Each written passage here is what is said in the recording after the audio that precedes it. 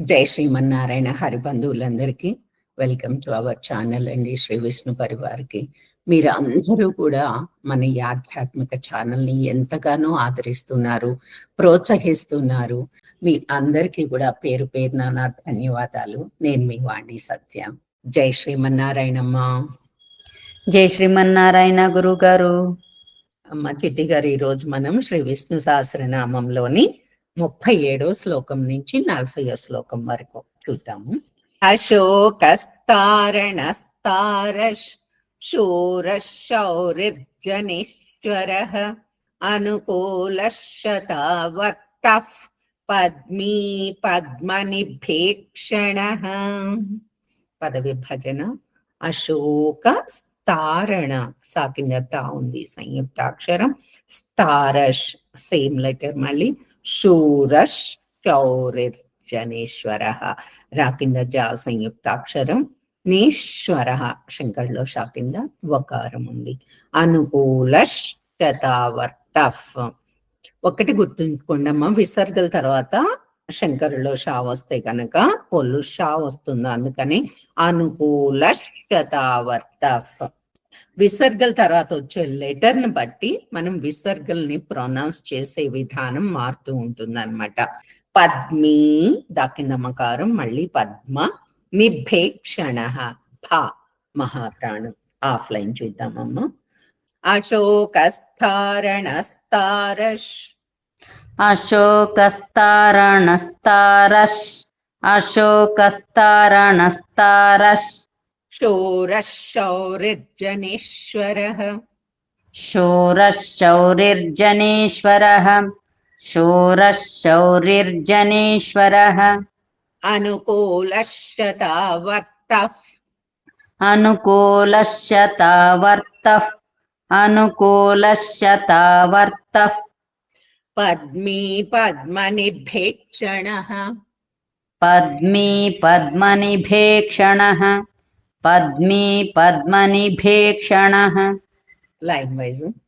అశోకస్తారణస్తారష్ శూరశౌరిర్జనేశ్వరః అశోకస్తారణస్తారష్ శూరశౌరిర్జనేశ్వరః అనుకూలశతావర్తః పద్మీ పద్మనిభేక్షణః అనుకూలశతావర్తః పద్మీ పద్మనిభేక్షణః. పూర్తి శ్లోకం ఇద్దరం కలిపి. అశోకస్తారణస్తారష్ శూరశౌరిర్జనేశ్వరః అనుకూలశతావర్తః పద్మీ పద్మనిభేక్షణః. 38వ శ్లోకం.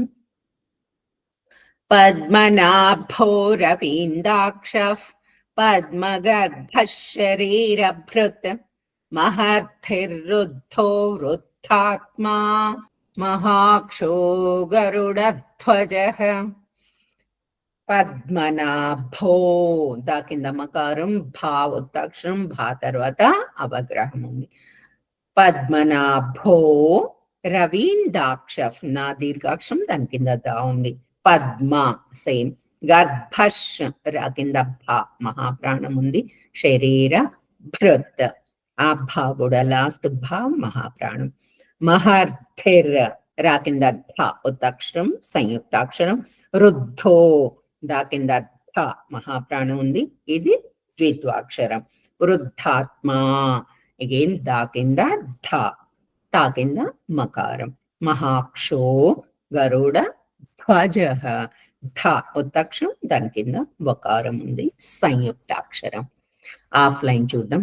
పద్మనాభో రవీందాక్షః పద్మనాభో రవిందాక్షః పద్మనాభో రవిందాక్షః పద్మగర్భః శరీరభృత్ పద్మగర్భః శరీరభృత్ పద్మగర్భః శరీరభృత్ మహర్ధిర్రుద్ధో వృద్ధాత్మా మహర్ధిర్రుద్ధో వృద్ధాత్మా మహర్ధిర్రుద్ధో వృద్ధాత్మా మహాక్షో గరుడధ్వజః महाक्षो गरुडध्वजः महाक्षो गरुडध्वजः వెరీ గుడ్.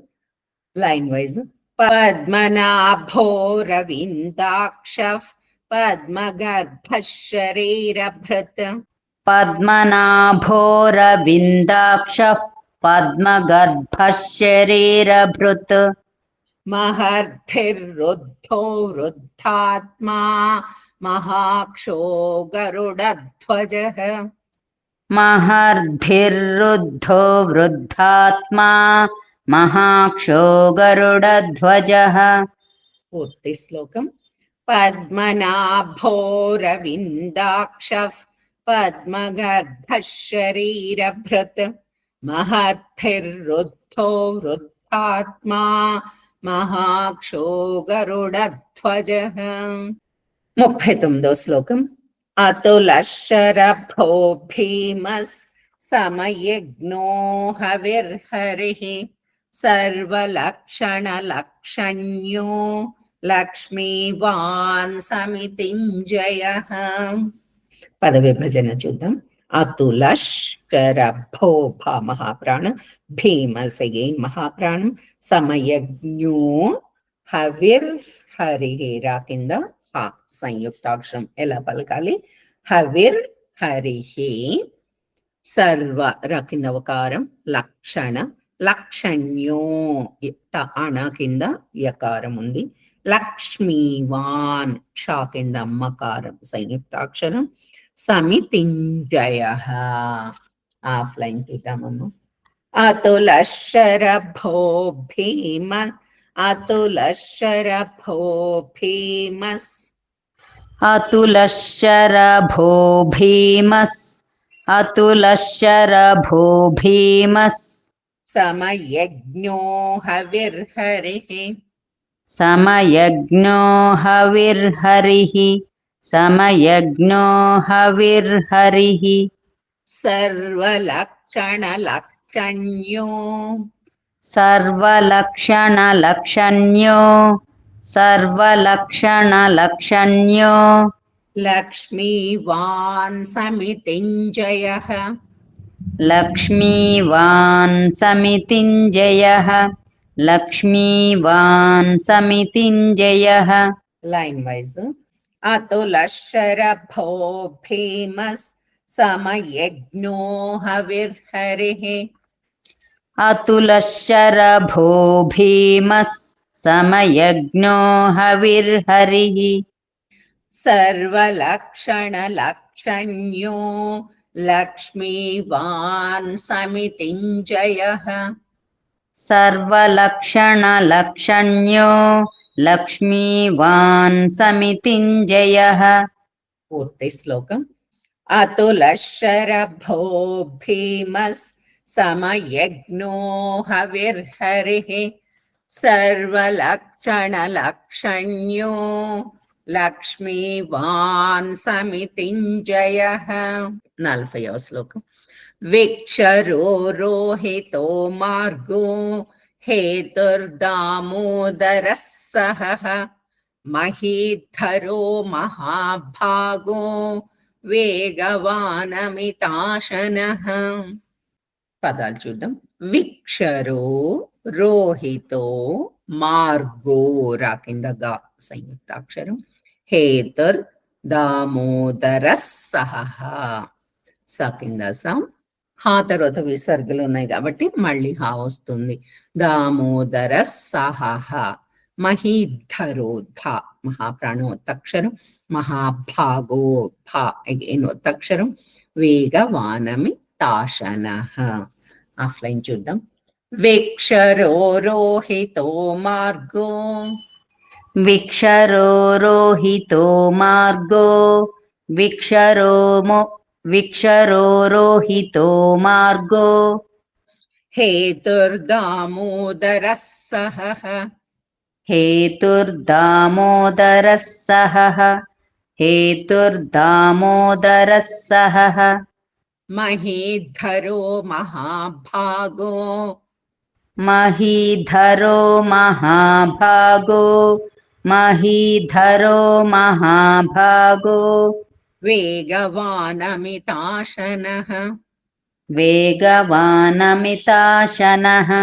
వేగవానమితాశనః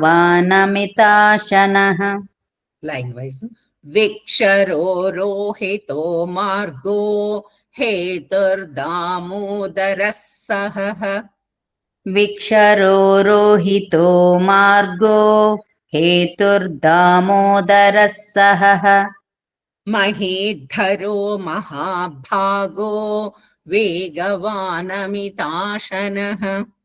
మహీధరో మహాభాగో వేగవానమితాశనః వెరీ గుడ్. పూర్తి శ్లోకం ఇద్దరం కలిపి. విక్షరోరోహితో మార్గో హేతుర్దామోదరः సహః మహీధరో మహాభాగో వేగవానమితాశనః. జై శ్రీరామమ్మ. జై శ్రీమన్నారాయణ. ధన్యవాదాలు గురుగారు. ఈ వీడియో గనక మీకు నచ్చినట్లయితే తప్పకుండా సబ్స్క్రైబ్ చేసుకొని లైక్ చేయండి. మీ లైక్స్ వలన మన ఛానల్ ఎక్కువ మందికి రీచ్ అయ్యే ఆస్కారం ఉంటుంది. వన్స్ అగైన్ ధన్యవాదాలు.